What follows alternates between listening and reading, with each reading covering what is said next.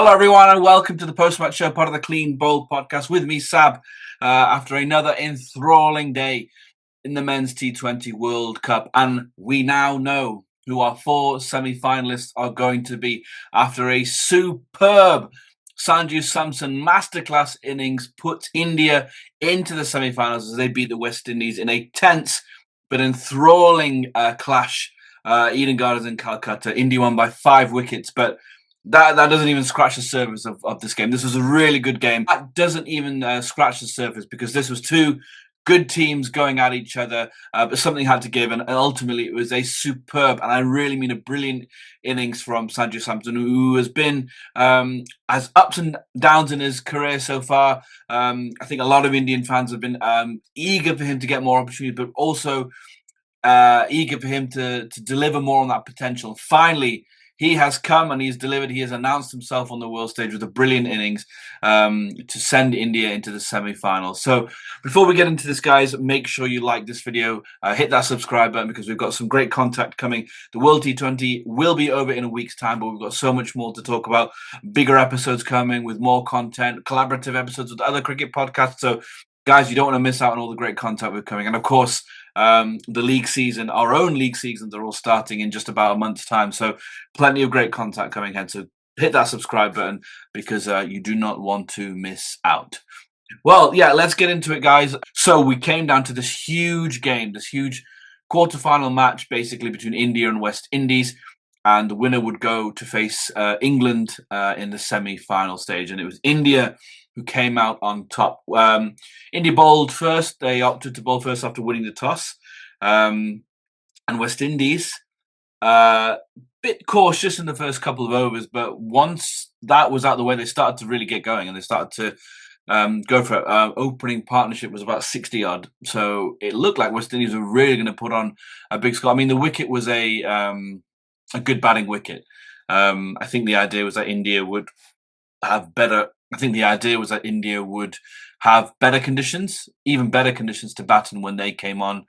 Was the logic, I think, and they preferred to chase. And to be honest, I wanted India to chase in this game. I felt with West Indies, I've got such a long batting lineup, but so much power hitting in their ranks that I didn't want them to be chasing second. I thought if they chase second, they would have a chance of taking on anything, and India would have to really score huge. And you don't want to bat first with that kind of pressure. You don't want to be having to score 250 to ensure that you win the game or have a good chance of winning the game. That's what West Indies were up against. Because as well as they were kind of batting in that in the first power play and then beyond, you just felt like, well, they need to score a huge score because India also have a very good batting lineup. So on this wicket, I think West Indies may have felt that they were probably a little bit short in the end. They batted well. Everybody contributed. There were contributions for everyone, but no 50s in the lineup. Let's take a look at the scorecard quickly. So yeah, for the West Indies, the top score was 40 from Roston Chase, 40 of 24. But their contributions all. Shimron Hetmeyer showed what a good batsman he's become. That opening partnership between Shai Hope and Roston Chase really put a solid platform in for the West Indies. But I do feel like that wicket of Shai Hope from Varun Chakravarti was a crucial moment in the game because it just nullified that momentum a little bit, leaving West Indies quite a lot to do later on. And they did do a lot, but in the context of the game, to get to that 230, 240, which I think they probably would have wanted to get, they left themselves too much to do. India really put the squeeze on in the middle overs. In that middle period, India did squeeze West Indies well. But then there was a brilliant partnership at the end between Rohan Powell and Jason Holder. I think they scored about 70 runs in the last 5 overs. And that propelled West Indies to 195 for 4 on their 20 overs. So, look, it was a brilliant display of power hitting, which we've seen from the West Indies throughout this tournament. 70 of 5 overs is a brilliant effort. But again, that middle period where India squeezed West Indies, I think West Indies probably would have felt they needed to get over 200 at least, probably 210, 220. And actually, the way the game panned out, yeah, they really needed it. So I felt they left maybe 10, 20 runs. And that was the kind of feeling from everybody at the halfway stage that maybe West Indies didn't get as many runs as they probably wanted. On such a good batting wicket, you felt like 195 was gettable from India's point of view. But we came into the second half with India batting, and there was an early twist in the tail because a couple of wickets were taken by the West Indies. Let's take a look at India's scorecard. There was Abhishek Sharma, his weird tournament, and it's been a poor tournament. Let's not beat around the bush. Apart from the 50 he scored in the last game against Zimbabwe, he has had a really poor tournament by his standards. He came into this tournament as the number one T20 batter in the world. I would imagine that might change post-tournament, but yeah, he had 3 ducks to start with. He had an illness, had to take an hospital. So look, it's not been easy for him. I get it, and consistently having to get into sharpness when you're not fully fit, you're not feeling correct. It's difficult, and it doesn't get any easier with the pressure matches now coming up. At that point, it was very much clear that somebody needed to step up for India. And the man to do it was Sanju Samson. Now, Sanju Samson has been often accused of not, delivering on his potential, which is true. He's a really exciting player, which is why he's always in and around the setup. He does give chances. There's been times where he's not capitalised and he's thrown his wicket away or gotten out to poor shots or whatever it is, not had a good score. He didn't start this tournament. He was brought in when Abhishek Sharma was ill. Didn't take his chance then. But in the last game against Zimbabwe, they brought him in with the specific title, we need you to get us off to a fly, to set up a basement so that the rest of the team is calm. We are ahead of the run rate and this, that, and the other. And that's exactly what he did. Today, though, was an innings that I think we've all been waiting for. We're all hoping that we've seen this kind of innings. We've seen him do this in the IPL, but we've not really seen him do it for India. And today, he finally announced himself on the world stage. 97 off 50 balls, a strike rate of 194. He was the glue that held this innings together. There were contributions around him. In Surya Kumar Yadav scored 18. He hasn't had the greatest of tournament, and I was really disappointed with his shot when he got out as captain. He should be doing better, I think, in these innings. We're looking to him as captain, really, to be the actually when they were at the innings. When they were at the crease together, we were all saying somebody needs to step up, and we thought, well, that's going to be the captain. Turned out to be Sanju Samson. Surya Kumar Yadav, I think him being captain is really having a negative effect on his batting. And we've seen that happen to a lot of people. We saw it happen with Virat Kohli at one stage. It can happen to certain batsmen that they're not able to, with the kind of freedom in their mind and the clarity of thought that they probably used to have when they weren't captain.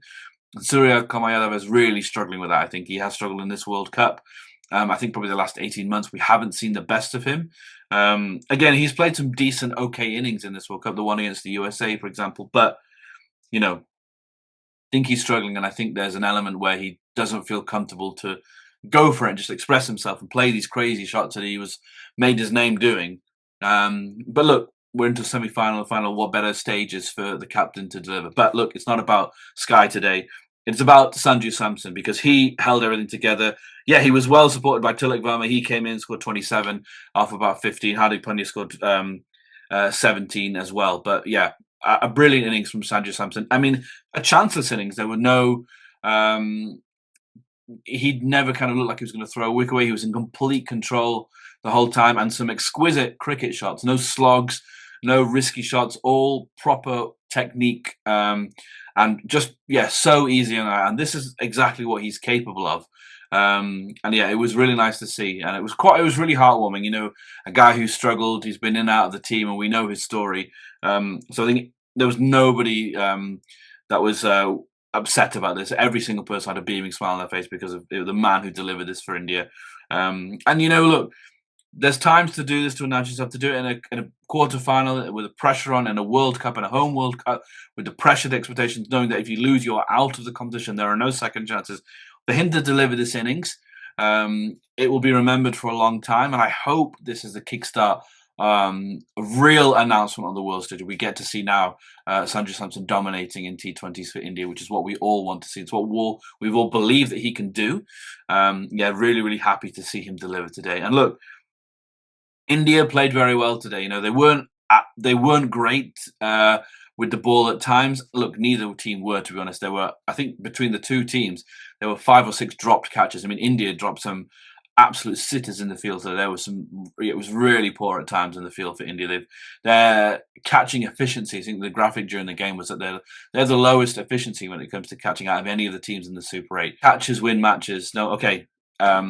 India weren't punished today for the drop catches, but on another day, another team, another scenario, that could have been the case. Abhishek Sharma dropped two absolute sitters. One in particular, looked like just a regular catch that anyone would take that you might have in catching practice, but he managed to drop it. So, look, again, it didn't ultimately mean anything. It didn't amount to anything, but yeah, that's something again that India need to work. Because it wasn't the most perfect performance from India. West Indies also were not great in the field.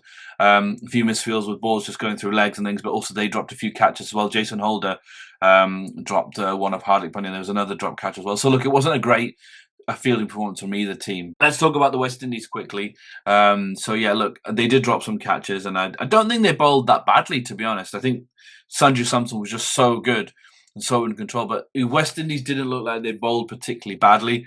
They were sort of always in the game. Again, look, the game went down to the final over. India, I think they needed 7 off the last over.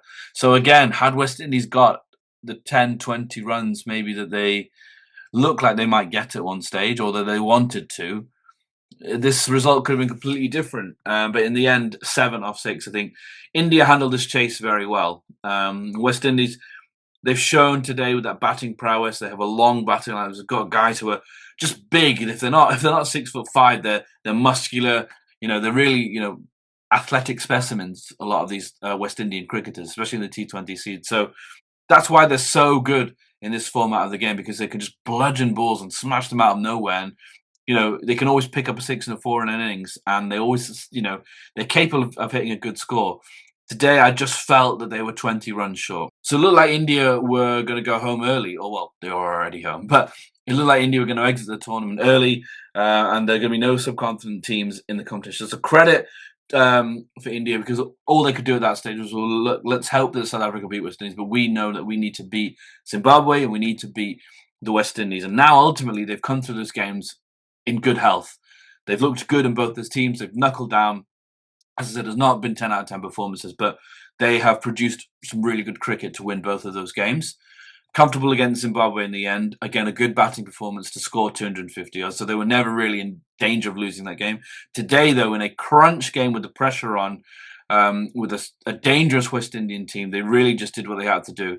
They were able to restrict West Indies for a total that you think probably would have got. And yeah, even though they slipped to 41 for 2, they pretty much cruised to victory in the end, all led by one man, Sanju Samson. So India are into the semi-finals. The hopes of defending their crown remain alive. Are they going to become the first host nation to win the 2020 World Cup? Are they going to become the first team to defend the T20 World Cup? We'll find out. They move on to semi-finals, where they will play England in Mumbai on Thursday.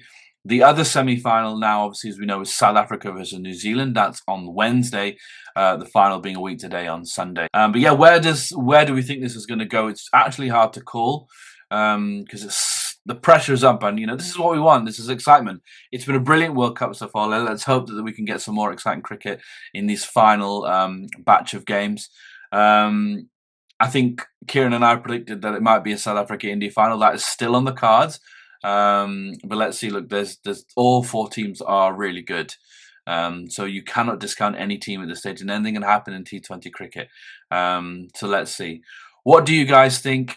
What do you guys make of today's performance? What do you make of Sanju Samson's sort of coming of age, if you like, or announcement or arrival on the world stage with this brilliant 97 today? What do you think of Team India's chances in this World Cup? Can they win it? Can they beat England? Can they go on and win the whole thing? If not, who else is going to win? Or what about South Africa? History not necessarily on their side, but they're undefeated. Probably been the best team in the competition so far. Can they make it to another final? But can they win it this time? Or what about New Zealand, the understated team, the team that nobody really talks about, but they know how to make finals. They know how to make semi-finals. Can they go one step further this time and actually win a World Cup? Only one way to find out, guys. So yeah, we will see you for our semi-final preview video and also our review of the Super 8s very soon. But this has been the post-match show with Sab. Sanju Samson has put India in the semi-finals where they take on England. West Indies, as good as they've been, they are out. And we will see you next time.